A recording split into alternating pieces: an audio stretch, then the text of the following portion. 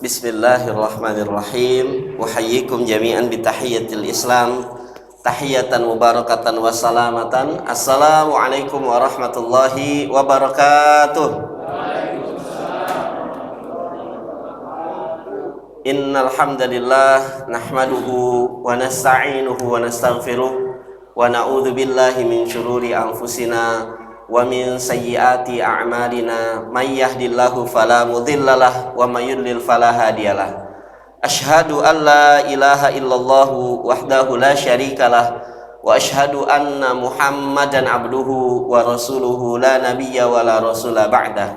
Qala Allah Ta'ala fil Qur'anil Karim, a'udzu billahi minasyaitonir rajim.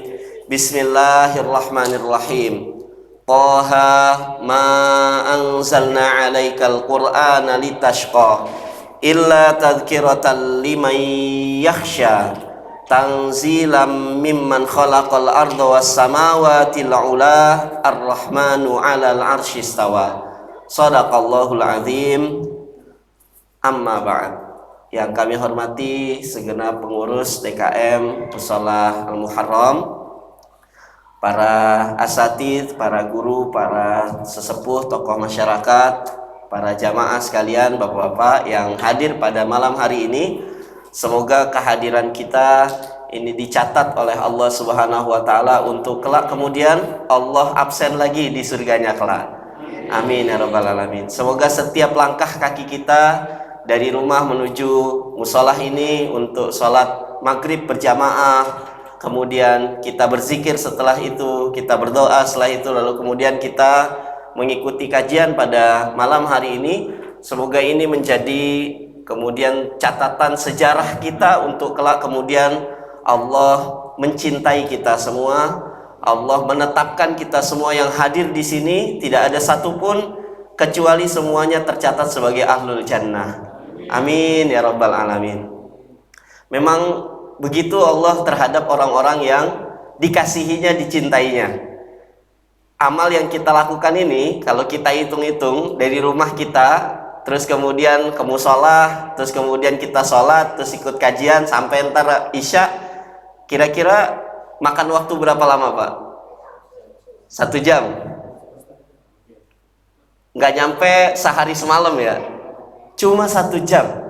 Tetapi kemudian kelak balasan yang Allah berikan dengan waktu yang cuma 1 jam ini, Allah bisa memberikan balasan yang bahkan bi ghairi hisab, yang gak ada ujungnya balasan itu. Yang balasan itu Allah akan berikan dengan kebaikan yang jumlahnya abadi ya, selama-lamanya, yakni di surganya Allah Subhanahu wa Ta'ala. Maka kemudian satu hal yang paling kita syukuri menjadi penutup akhir tahun Masehi kita, di saat banyak orang yang jalan-jalan ke puncak ya. Ini nggak pada jalan-jalan ke puncak ini? Nggak ada rencana apa nggak punya duit? Nggak ya, kalau duit mah punya insya Allah ya, alhamdulillah. Yang nggak ada emang nggak kepengen aja gitu ya, alhamdulillah. Itu salah satu nikmat yang Allah berikan kepada orang-orang yang beriman itu adalah Allah jadikan hatinya tidak mencintai membuang-buang waktu dengan hal-hal yang tidak bermanfaat ya. Kan salah satu tanda dari baiknya keislaman seorang hambanya Allah SWT, seorang muslim, adalah tarkuhu ma la yakni meninggalkan apa-apa yang tidak bermanfaat baginya. Maka kemudian ketika kita disibukkan dengan mencintai kegiatan-kegiatan yang mendekatkan kita kepada Allah Subhanahu wa Ta'ala, ini jangan-jangan salah satu tanda Allah sedang mencintai kita. Maka alhamdulillah, semoga keberadaan kita di sini semakin dari detik ke detik semakin menguatkan cinta kita kepada Allah dan menguatkan cinta Allah kepada kita semua. Amin ya rabbal alamin. Bapak sekalian, mari kita awali dengan membaca Ummul Quran Suratul Fatihah. Semoga Allah berikan segala keutamaan yang Allah berikan kepada orang-orang yang bermajlis menuntut ilmu, yang kita ketahui maupun yang tidak kita ketahui rahasia-rahasianya. Semoga Allah berikan kebaikannya, pahalanya, ampunannya, rahmatnya, cintanya kepada kita semua yang hadir hari ini. Dan juga semoga Allah berikan juga semuanya itu kepada wabil khusus orang tua kita, baik yang masih ada maupun yang sudah tiada, kepada pasangan hidup kita, istri-istri kita, anak-anak kita, semoga semuanya Allah berikan kebaikan. Ala hadihin niyah wa likulli niyatin salihah. Al-Fatihah. A'udzu billahi minasyaitonir rajim. Bismillahirrahmanirrahim. Alhamdulillahi rabbil alamin. Ar-Rahmanir Rahim. Maliki yaumiddin. Iyyaka na'budu wa iyyaka nasta'in. Ihdinas siratal mustaqim. Siratal ladzina an'amta 'alaihim ghairil maghdubi 'alaihim waladdallin. Amin. Kemudian salat dan salam semoga tercurah kepada baginda Rasulullah sallallahu alaihi wasallam. Allahumma salli ala sayyidina Muhammad wa ala ali sayyidina Muhammad. Bapak-bapak yang dimuliakan Allah Subhanahu wa taala, saya ingin melanjutkan kajian kita tentang pola pertolongan Allah Subhanahu wa taala. Yang spesial di akhir tahun Masehi ini dan di memasuki nanti tahun baru 2024 gitu ya.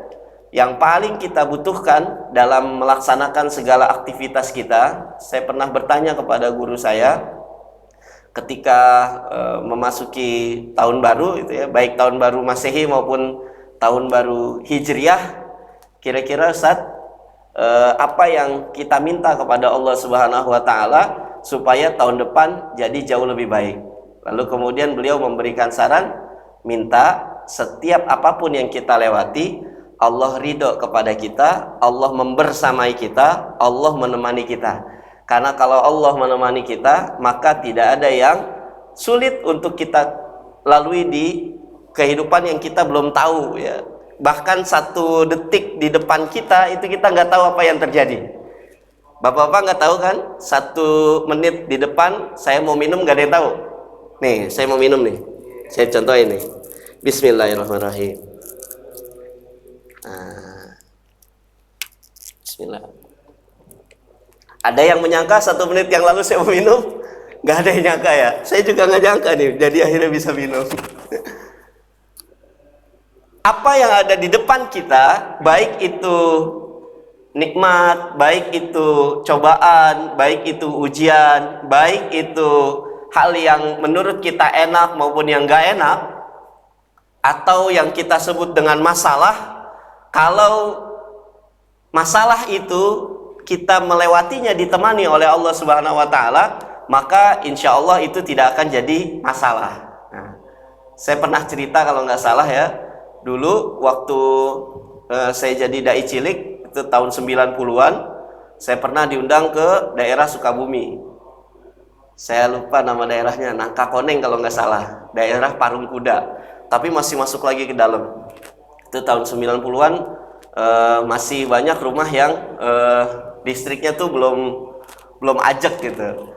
Nah, terus kemudian saya di sana tuh ngisi ceramah, malamnya itu tablik akbar. Terus paginya besoknya ngisi pengajian ibu-ibu. Jadi sampai harus nginep di rumah salah satu warga. Karena waktu itu usia masih SD, masih kecil gitu. Tengah malam saya kebelet pipis. Nah, tapi sayangnya tempat WC-nya sama sama tempat tinggal saya tuh sama tempat tidur beda. Jadi harus jalan dulu, menyusuri sawah gitu. Nah, akhirnya baru tuh ketemu tuh WC-nya. Jadi di luar gitu kamar mandinya. Dan karena jalanannya belum ada listriknya, jadi masih gelap. Jadi kalau mau ke sana tuh harus bawa senter atau bawa petromak gitu. Tapi saya kan waktu itu masih kelas 3 SD ya, nggak berani itu. Udah jalanannya malam, terus di dekat tempat toilet itu ada pohon yang gede itu. Nggak tahu, saya lupa pohon nangka apa pohon asem apa pohon apa, pokoknya gede banget gitu. Namanya anak kecil takut ya.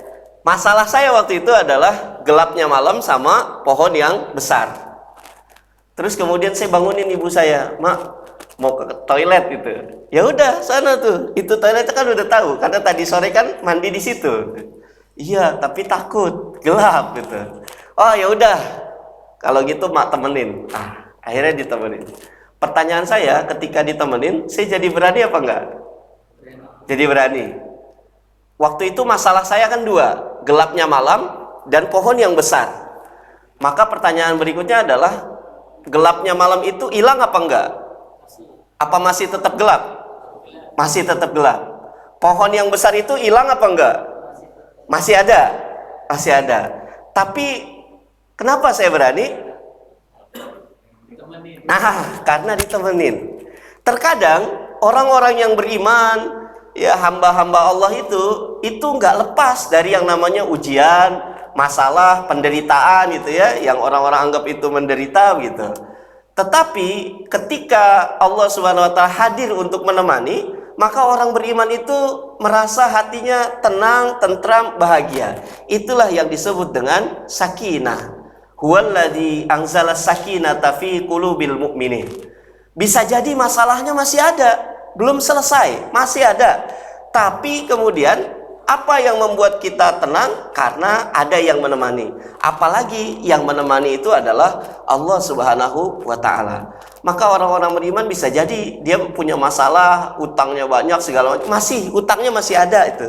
Masalahnya masih ada, tapi dia sudah keburu tenang karena merasa ada Allah yang menemani dia. Nah, pertolongan pertama yang Allah berikan kepada orang-orang yang beriman yang punya masalah itu adalah ketika dia merasa ditemani oleh Allah Subhanahu wa taala. Dan yang pertama kali ditolong adalah hatinya terlebih dahulu. Baru kemudian Allah berikan pertolongan yang lainnya. Saya mau kasih contoh lagi begini. Waktu itu udah pernah saya sampaikan atau belum ya? Udah belum, Pak? Yang mana? Yang mana? Yang itu apa namanya? Yang saya ceritanya tinggal di rumah nih misalnya. Rumah itu udah bertahun-tahun saya tempatin. Udah belum? Belum. Nah, karena bertahun-tahun saya tempatin itu, saya nyaman tinggal di situ karena itu warisan dari orang tua kan. Tapi tiba-tiba ada yang nelpon. Kering gitu. "Ustadz, ini Ustadz Hadi ya?" "Iya Pak, saya Ustadz Hadi gitu. Tolong Pak, Ustadz besok sama keluarga tinggalin rumah itu. Karena rumah itu bukan lagi punya Pak Ustadz." Lah, kok bisa orang saya punya sertifikatnya itu? Ini siapa sih malam-malam nelpon itu? Ini saya yang punya rumah yang sekarang Pak Ustadz tempatin. Saya punya surat-suratnya asli, resmi dari BPN. Waduh. Enggak Pak, nggak mungkin, orang sertifikat saya masih ada itu. Ya udah, akhirnya besok saya datang dah ke rumah Pak Ustadz gitu. Nah, ternyata dia datang tuh, bener. Dia bawa sertifikat asli. Lah, saya juga sama nih.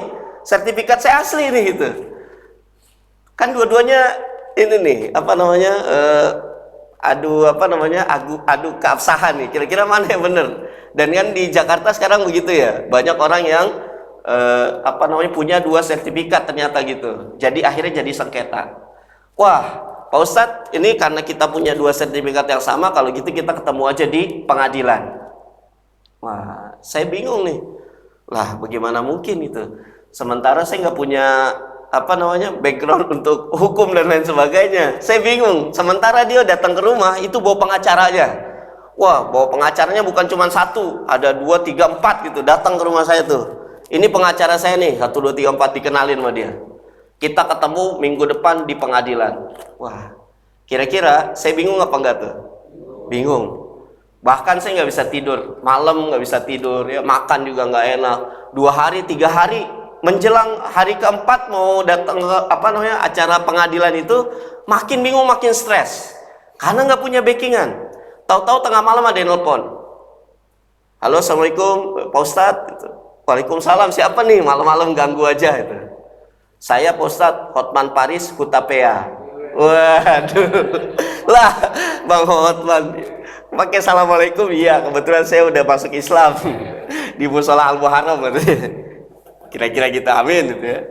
Nah, wah, Bang Hotman ngapain nelfon saya malam-malam? Ini Pak Ustadz, saya dengar-dengar Pak Ustadz ada masalah nih.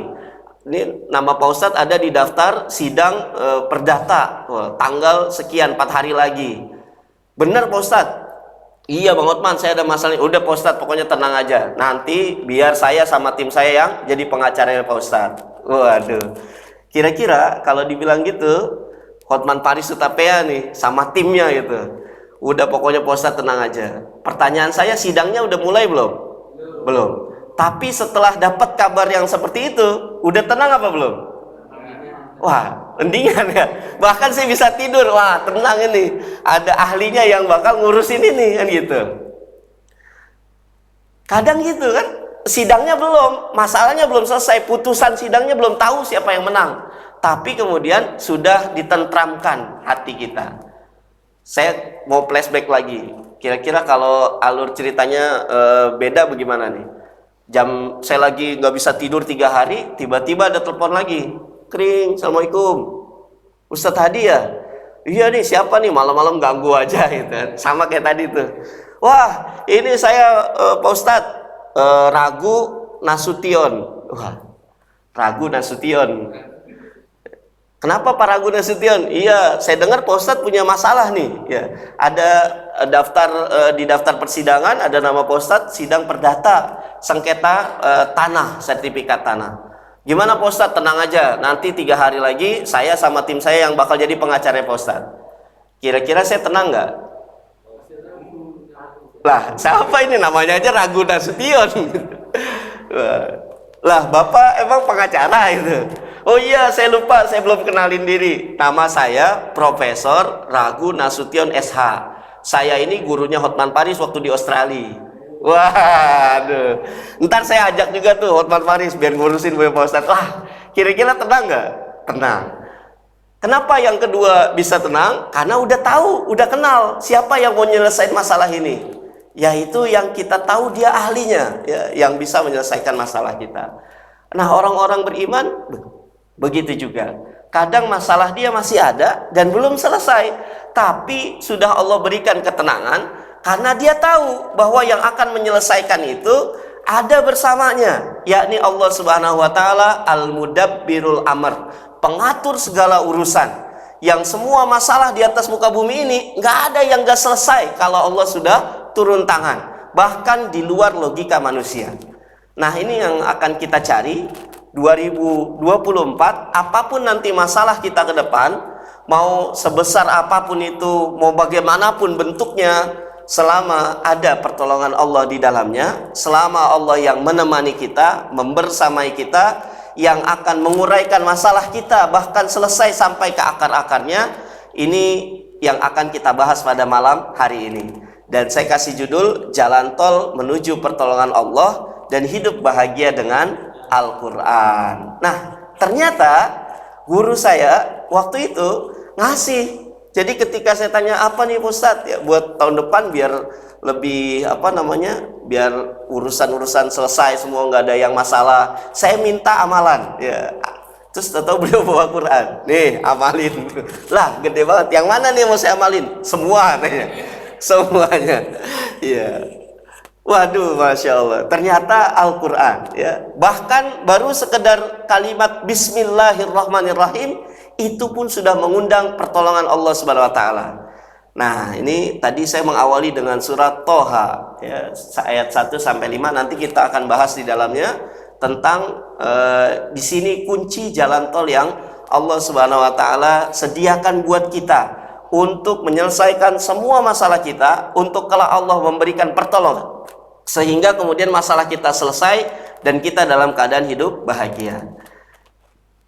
Ini saya mengawali ini dulu. Siapa yang hidupnya ingin bahagia? Ya, ini jangankan kita ditanya itu ya, kepada siapapun itu, orangnya muslim, bukan muslim, laki-laki, perempuan, dewasa, anak-anak, siapapun itu kalau ditanya mau bahagia enggak, pasti jawabannya pengen bahagia.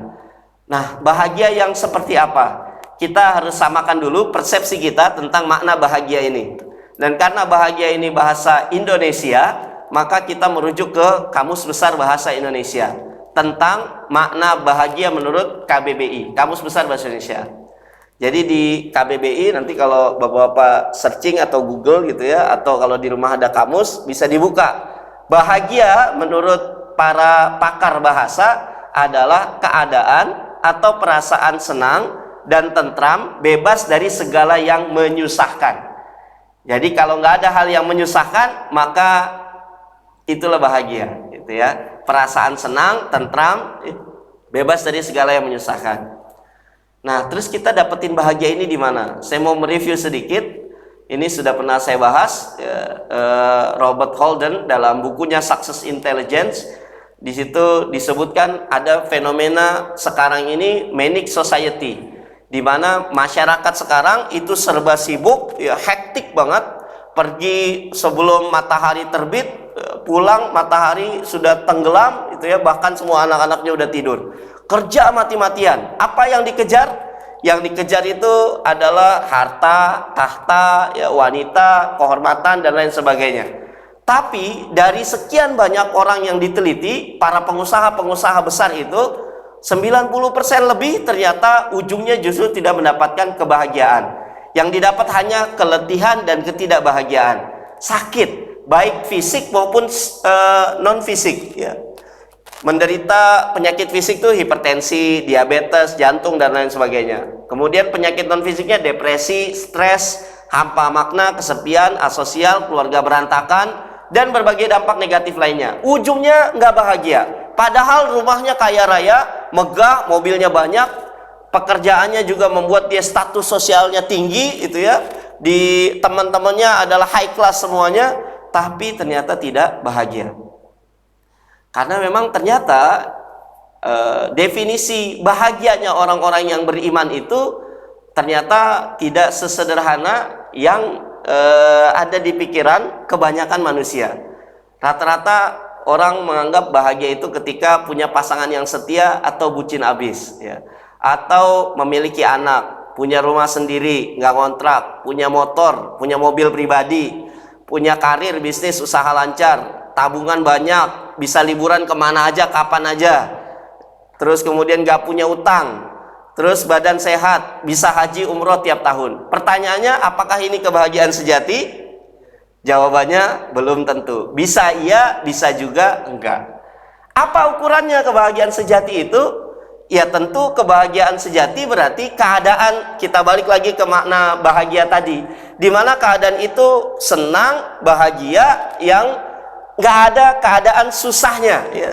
Tidak memiliki keadaan yang menyusahkan. Dan yang kita pilih yang mana nih? Yang nggak susahnya sebentar, sementara, atau yang abadi selama-lamanya? Bapak-bapak pengen bahagianya cuman 5 menit atau selama-lamanya? Ya pasti selama-lamanya. Dan kalau pengen yang selama-lamanya, itu berarti pilihan kita, nggak bisa kita milih bahagia yang di dunia. Tetapi kebahagiaan sejati itu adanya di mana? Ya, di akhirat, di surganya Allah Subhanahu wa taala. Maka pertanyaannya, ini semua kalau item-item ini membawa kita menuju surganya Allah nanti, maka itulah kebahagiaan sejati seorang yang beriman, ya. Jadi punya pasangan setia, bucin abis, apakah ini bahagia sejati? Belum tentu. Bisa iya, bisa enggak. Kalau pasangan kita mengantarkan kepada surganya Allah, maka itu bahagia sejati. Saya punya contoh, Abu Bakar As-Siddiq punya anak namanya Abdullah.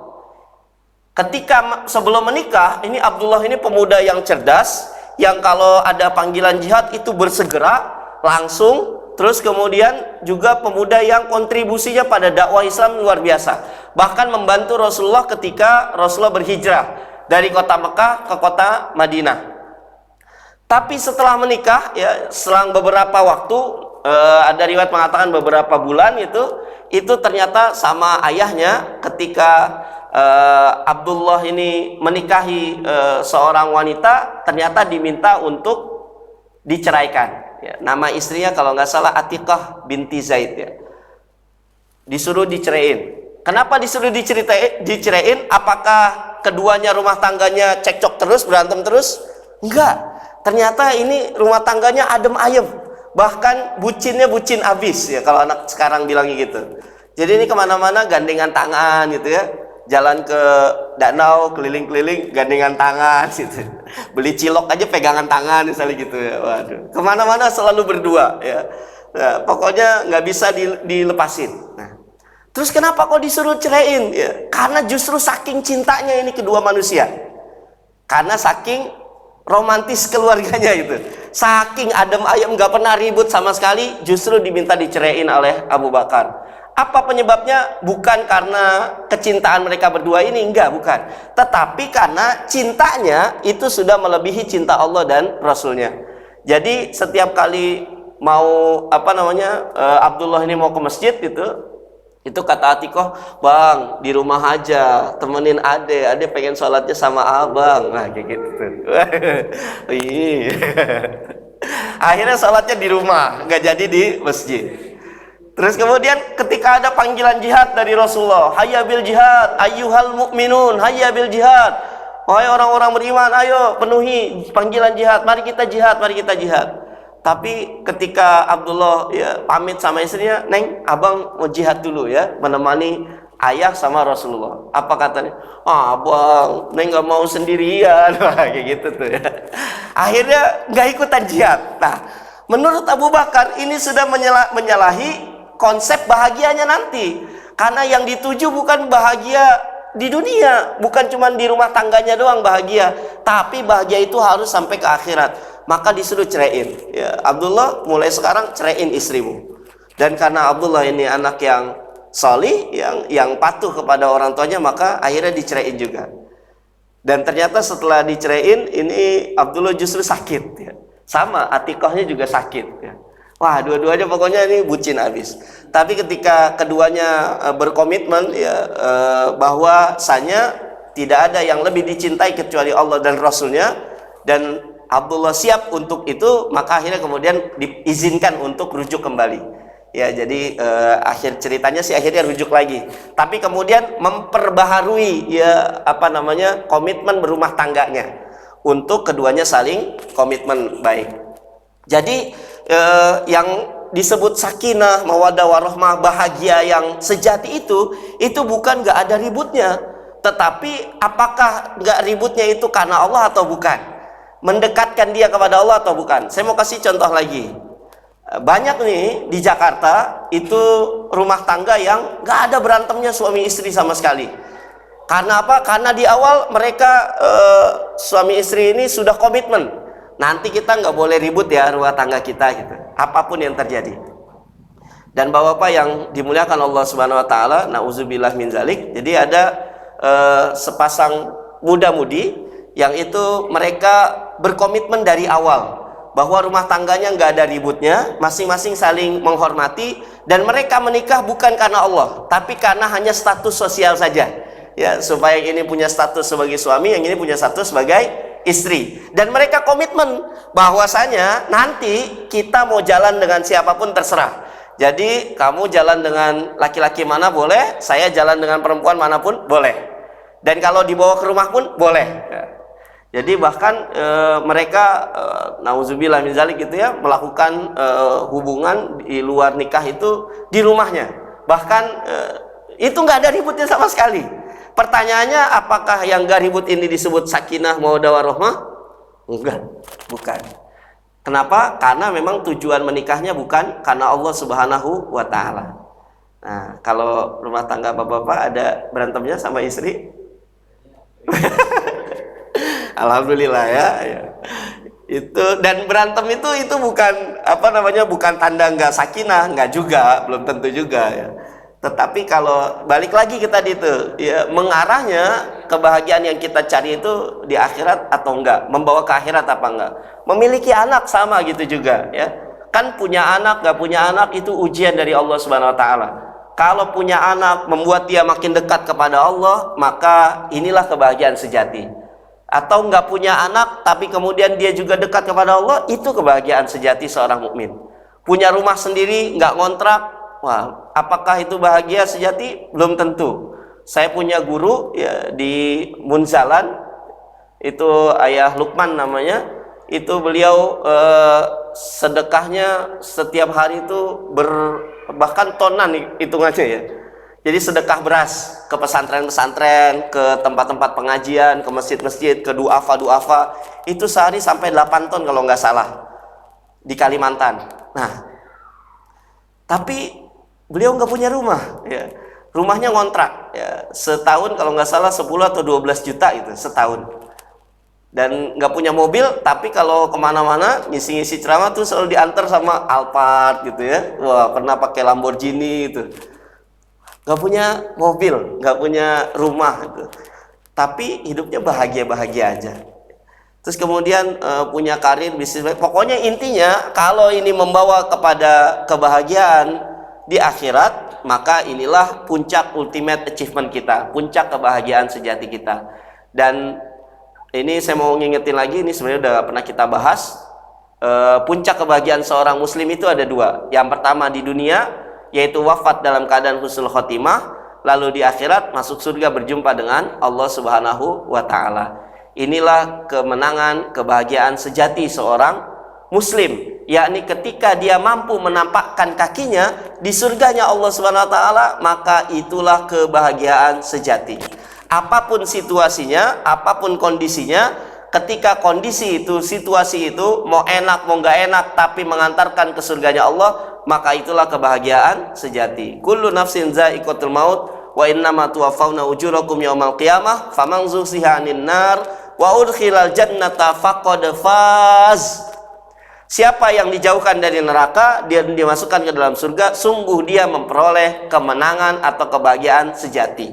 Karena di akhirat itu nggak ada keadaan yang menyusahkan ya, ketika sudah masuk ke surganya Allah Subhanahu wa Ta'ala, sesuai dengan definisi dari KBBI tadi. Nah ini ya, jadi garis finishnya adalah surga. Dimulai dari mana? Dari jadi individu muslim, terus keluarga muslim, keluarganya beriman, kemudian istiqomah, wafat dalam keadaan husnul khotimah.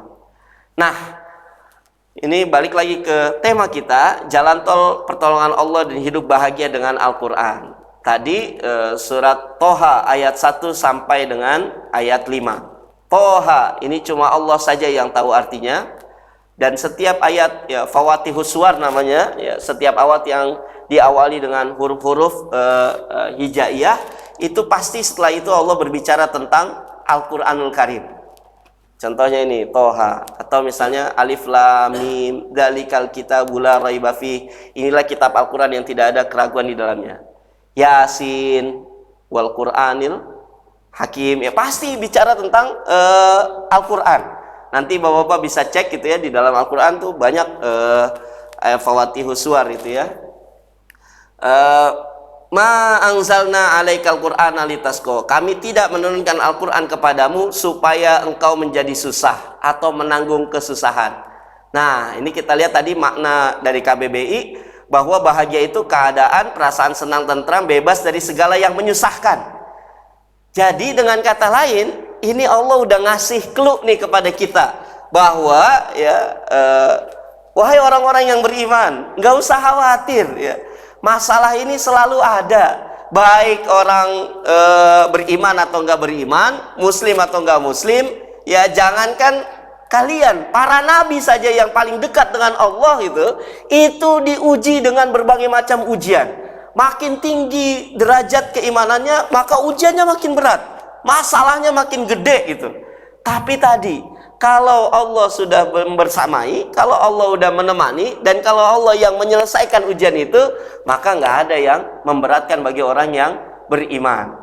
Nah, karena kita ini bukan para nabi, bukan para rasul itu ya, tapi kita adalah orang yang mengikuti nabi dan Rasulullah.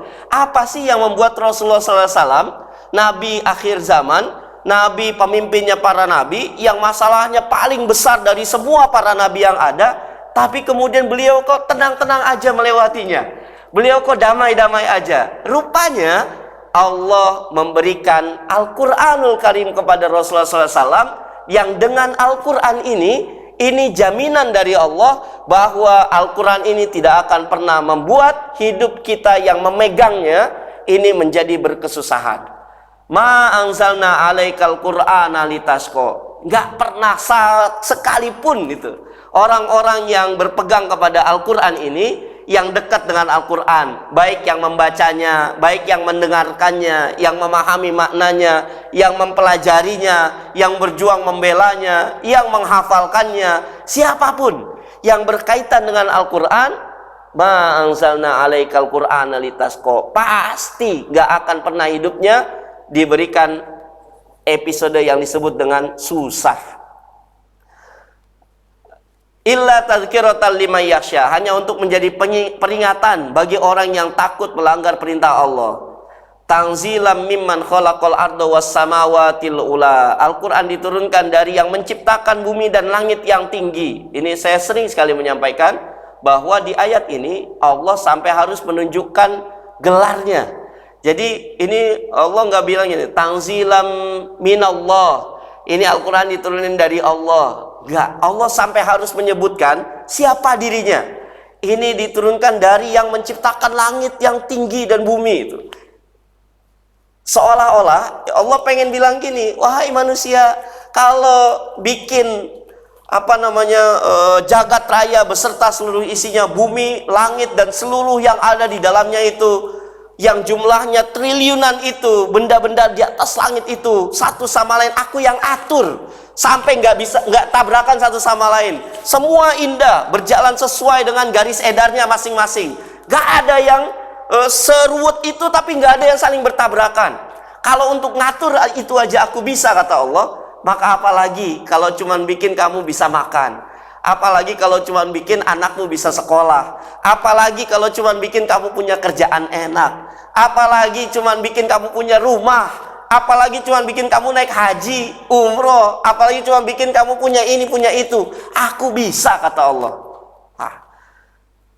Dan di ayat yang kelima ini Allah sekali lagi menyebutkan siapa dirinya. Ar-Rahman, yang punya sifat Rahman, yang punya sifat pengasih, yang bersemayam di atas arsy. Ar-Rahmanu alal arsy istawa. Bapak-bapak sekalian yang dimuliakan Allah SWT, berpegang pada ayat ini saja ya, ketika Allah sudah bilang bahwa kami nggak akan pernah menjadikan Al-Quran ini sebagai sesuatu yang menyusahkan. Kalau orang-orang yang beriman itu dia langsung yakin gitu dengan, wah ini yang ngomong ini Allah gitu, yang nggak pernah ada bohongnya itu, yang nggak pernah ada dustanya. Pasti orang-orang yang mengawali hari-harinya dengan Al-Quran ini, makanya kenapa saya sebut jalan tol itu ya, karena memang ini saya udah buktikan berkali-kali bapak-bapak sekalian ya. Kalau dibilang pernah nggak Ustadz nggak punya duit sama sekali, wah sering ya, sering banget gitu. Tapi apakah merasa gundah gulana? Enggak ya, wallahi saya nggak pernah. Tabungan itu berkali-kali jumlahnya nol itu, di ATM lihat nol, atau dicek di itu nol itu ya. Sementara anak udah mau bayaran sekolah, sementara mobil harus sudah bayar pajak tahunan, sementara ini itu segala macam banyak itu. Dan anehnya nggak pernah tuh merasa was-was gitu ya. Emang kagak dipikirin kali? Ya emang kagak dipikirin gitu. Dan setiap kali udah waktunya mau bayar nih, misalnya bayaran anak itu paling lambat tanggal 5 gitu, itu sampai tanggal 4 belum ada, tapi pas harinya itu qadarullah selalu ada itu. Selalu ada. Dan kalau udah mulai kepepet begitu ya udah, apa yang dilakukan? Murojaah Quran aja. Ya, murojaah hafalan gitu ya. Kadang ya udah buka Quran ayat mana aja gitu, sekalian dibaca, sekalian dimurojaah gitu. Tapi tujuannya bukan untuk ya supaya tadi semuanya kebayar segala macam, enggak, ya nothing tulus saja. Baca Quran aja karena memang udah Allah janjiin gitu. Siapa yang dekat dengan Al-Quran ini nggak akan pernah hidupnya dijadikan susah. Nanti kita boleh bapak-bapak silakan dicoba gitu ya. Setiap hari awali dengan baca Quran. Baik itu selembar, 2 lembar, ya, sejuz, 2 juz gitu. Kalau nggak mampu baca sejuz, 2 juz, ya baca setengah juz. Gitu. Nggak bisa baca setengah juz, baca 5 halaman. Gitu. Nggak bisa 5 halaman, baca 1 lembar lah. Bolak-balik. Kalau nggak bisa baca 1 halaman. Nggak bisa baca 1 halaman, setengah halaman. Nggak bisa setengah, baca 1 baris itu. Kalau udah 1 baris juga kita nggak bisa, itu kita banyak-banyak istighfar. Ya Allah, apa salah saya ya Allah? Apa dosa saya sampai Al-Quran ini nggak mau dibaca sama saya gitu. Nanti kita boleh coba gitu, mengawali pagi itu, bangun tidur gitu ya, habis apa namanya, doa bangun tidur, terus kemudian wudhu itu, terus kemudian nunggu azan subuh ya, sholat atau buka Quran gitu ya, atau habis subuh, habis sholat dari masjid pulang ke rumah sebelum aktivitas yang lain nih, itu kita mulai dengan Quran dulu tuh. Insya Allah hari itu kita nggak akan pernah susah, hari itu nggak akan pernah susah. Walaupun masalahnya banyak itu ya, saya kempes ban motor, wah sering banget itu, berkali-kali itu. Bahkan pernah itu kempes ban motor itu nggak punya duit sama sekali itu. Lah ini nggak ada duit itu. Apakah guna? Enggak. Saya bilang ini kalau bannya kempes, ini pasti udah Allah tentuin siapa yang mau nolong saya. Ya Allah, saya tungguin siapa yang mau nolong. Udah buka Quran aja tuh, Murojaah. Nggak lama bener lewat tuh, ada, saya juga nggak tahu orangnya siapa itu, Pak Ustadz itu. Kenapa? Ini kempes motor. Oh iya, ayo saya anterin itu. Wah, dianterin itu. Di apa namanya, terus kemudian dia yang bayarin juga itu. Wah, padahal saya nggak kenal orangnya siapa ini. Mau nanya juga malu itu. Lah bapak yang di mana ini? Dan itu udah sering banget itu. Makan misalnya beras habis di rumah gitu. Beras habis terus udah lapar nih gitu. Ya Allah, kalau kan nggak ada manusia yang atau siapapun itu yang di atas muka bumi ini yang nggak Allah kasih makan itu. Semua makanannya udah ditanggung sama Allah itu. Ini kalau saya lapar, pasti Engkau yang ngasih makan ya Allah. Nah, buka aja Quran itu. Baca apa kayak bisa dibaca gitu ya. Nah, itu nggak lama ada yang nganterin itu. Ya Allah, saya mau minta sama orang malu, saya minta aja sama Engkau gitu. Kan Engkau yang punya segala macam, Engkau yang punya restoran, Engkau yang punya makanan macam-macam gitu. Kalau Engkau udah takdirkan saya makan, ya saya makan gitu. Nggak lama ada itu yang nganterin itu. Dan itu berkali-kali, ya saya bisa bilang berkali-kali, bukan cuma sekali dua kali. Apakah saat nggak punya makanan ngerasa was-was? Nggak ada was-was sama sekali. Ya. Apalagi misalnya tadi ya mau bayaran sekolah itu, itu udah ada. Pernah lagi juga saya mau ngisi mau ikut training. Jadi saya punya program itu. Dalam beberapa waktu saya harus ikut training ya. Trainingnya misalnya Babe Jamil Azaini yang sekali training itu 6 juta, 5 juta gitu. Wah Ustadz banyak duitnya? Kagak, gak punya duit. Buat daftar itu ya udah saya ikut daftar aja.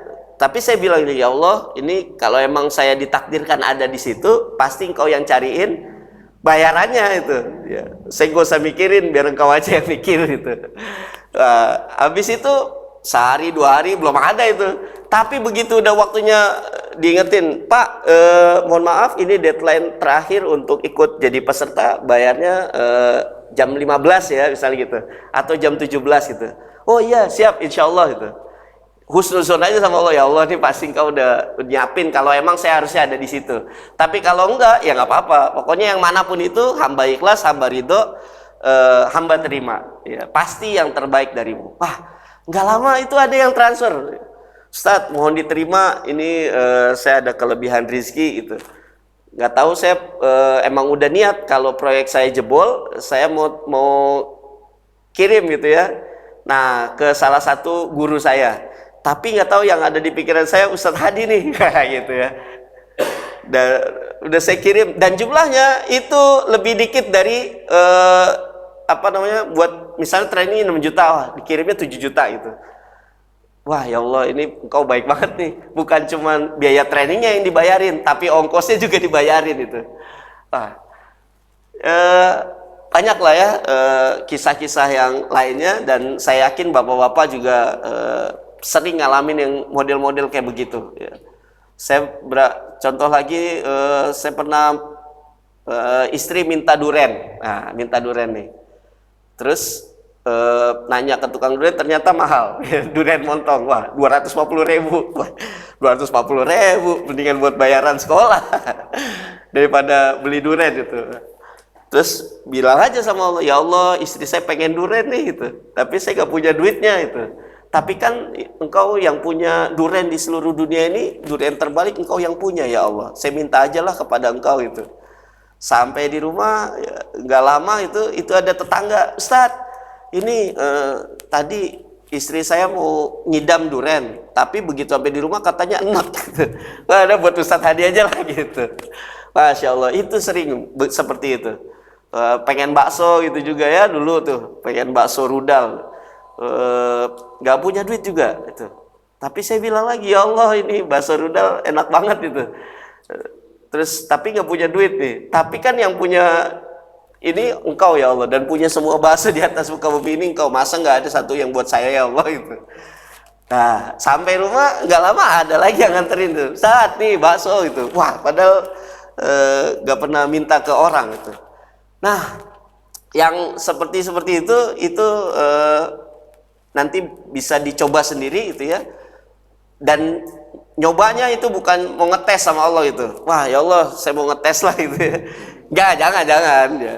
Pokoknya mulai aja setiap hari dengan buka Quran ya. Selembar, 2 lembar gitu ya. Nanti kalau udah rutin itu makin hari itu makin nambah gitu. Nggak kepengen lagi baca selembar. Saya pengennya 2 lembar aja deh. Nanti besok-besok sampai akhirnya kita bisa rutin. Sekali duduk itu bisa sejuz, 2 juz gitu. Sampai nggak tahu udah siang, udah matahari udah meninggi.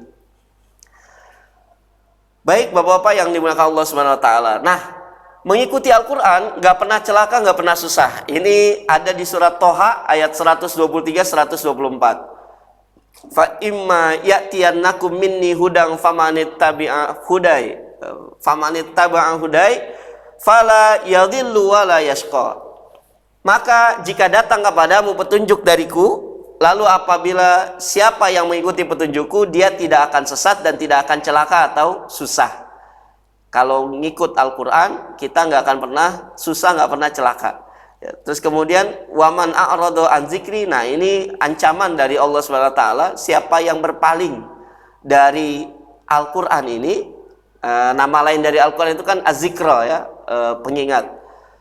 Fa inna lahu ma'isyatan donka wa nahsyuruhu yaumal qiyamati a'ma. Siapa yang berpaling dari Al-Qur'an ini, maka sungguhnya kehidupan yang sempit bagi dia. Ma'isyatan donka.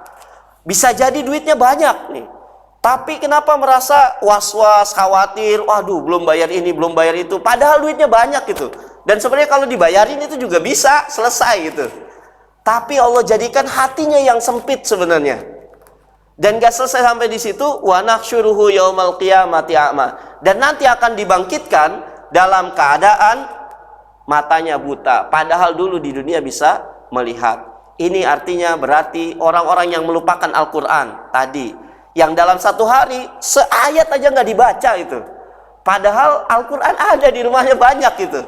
Nah, ini terkategorikan orang-orang yang melupakan Al-Qur'an ya. Termasuk a'rado an zikri ya. Jadi bahkan kata guru saya itu standarnya keimanan sahabat Rasulullah yang paling kecil keimanannya itu sebulan sekali hatam, berarti sehari 1 juz. Nah, itu yang keimanannya paling rendah. Dan kalau sebulan gak bisa sekali hatam, itu termasuk kategori yang a'rado an zikri ini, mengabaikan Al-Quran. Apalagi yang nggak baca Quran sama sekali. Nah, Bapak-bapak sekalian yang dimuliakan Allah, belum lagi ada syafaat di akhirat dan lain sebagainya ya. Dan saya mau menutup dengan nasihat Syekh Abdul Fattah Al-Qadi. Ini beliau sudah meninggal tahun 82. Beliau ini mufti Qurannya di Al-Azhar ya, Kairo. Jadi semua guru-guru Quran itu belajarnya ke beliau dan menguasai beberapa qiraah, sanadnya sampai ke Rasulullah SAW. Dan beliau sering menyampaikan bahwasanya syafaat Al-Quran itu beda dengan amal soleh yang lainnya. Kalau amal soleh yang lainnya itu menyelamatkan seseorang yang sudah berada di dalam neraka, kemudian diselamatkan untuk dibawa masuk ke surganya Allah dengan syafaat amal solehnya. Tapi amal soleh Al-Quranul Karim, dia menyelamatkan seseorang belum sampai tersentuh api neraka. Masya Allah. Jadi syafaatnya ahlul Quran yang senang baca Quran, senang mempelajarinya, senang menghafalkannya, itu Al-Quran nanti akan datang. Untuk apa? Untuk menjadi tameng dirinya. Al-Quran nanti akan memberikan syafaat kepada Allah. Ya Allah, ini sahabat saya ya Allah. Jangan sentuhkan dia dengan api neraka kulitnya ya Allah. maka Allah izinkan orang ini untung langsung masuk ke surganya Allah Subhanahu wa taala. Walaupun dosanya banyak, walaupun dosanya bejibun gitu. Tapi keutamaan Al-Qur'an ini tadi janji dari Allah. Al-Quran itu nggak akan pernah bikin kita jadi susah. Ini dibuktikan oleh Allah. Walaupun dosanya banyak, tapi rahmat Allah melampaui dosa-dosanya. Dikarenakan semangatnya dia baca Quran, walaupun dia nggak bisa-bisa, tapi tetap diulang-ulang. Walaupun susah bacanya, tapi dia masih tetap semangat. Walaupun terbata-bata, tapi dia mau mencobanya. Maka dengan itu rahmat Allah turun menghapus semua dosa-dosanya. Itu yang membuat orang-orang yang baca Quran, mereka tidak sampai masuk ke nerakanya Allah Subhanahu wa taala. Mudah-mudahan ini jadi penyemangat buat kita. Resolusi awal tahun kita 2024 Masehi ini adalah dekat dengan Al-Qur'anul Karim supaya hidup kita tidak menjadi susah, dan kita niatkan semoga Allah Subhanahu wa taala memudahkan langkah kita, memudahkan niat kita. Allah jadikan kita yang hadir pada malam hari ini menjadi ahlul Quran, yang kemudian syafaat Al-Quran itu kita dapatkan, menyelamatkan kita terhindar dari nerakanya Allah Subhanahu wa taala. Demikian yang dapat saya sampaikan karena sudah masuk waktu Isya. Nggak ada yang mau nanya kan ya? Saya hitung sampai 3. 1, 2, 3. Nggak ada, alhamdulillah. Maka mari sama-sama kita tutup dengan baca hamdalah. Alhamdulillahirabbil alamin. Istighfar, astagfirullahaladzim, astagfirullahaladzim, astagfirullahaladzim. Dan doa kafaratul majlis. Subhanakallahumma wa bihamdika asyhadu an la ilaha illa anta astaghfiruka wa atubu ilaik.